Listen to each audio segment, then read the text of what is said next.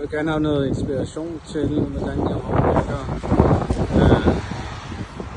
værelset herunder. Hvis jeg fjerner facaden her og mover op med et 4-fags vindue, så hele den her glasparti her, det fjernes. Og så vil jeg gerne have noget inspiration til, hvordan jeg skal indrette lokalet herinde.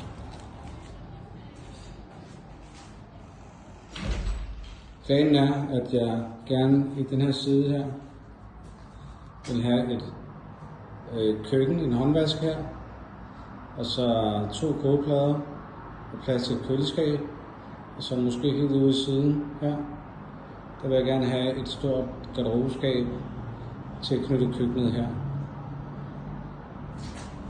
Heroppe, der vil jeg lave en indgang med en dør, og så skal der gå skal lave en lille platform med en trappe ned her, så man kommer ud herover. Det vil sige ud af en dør her, platform her, ud her. Og så kunne jeg godt tænke mig, fordi der er højt til loftet, så bygge en hems, der går herfra herover. Og der skal være plads til en dobbeltseng deroppe. Hernede under, der vil jeg gerne måske have noget, det bliver mudret op som en murvæg her, med et 4-fags vindue heroppe. Og så vil jeg gerne have måske noget plads til noget sofaparti her.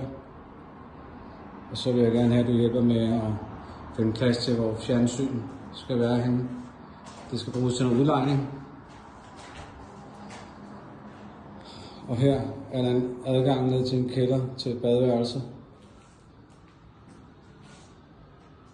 Så det er sådan værelset det ser ud. Hjælp med noget inspiration til, hvordan det skal indrettes.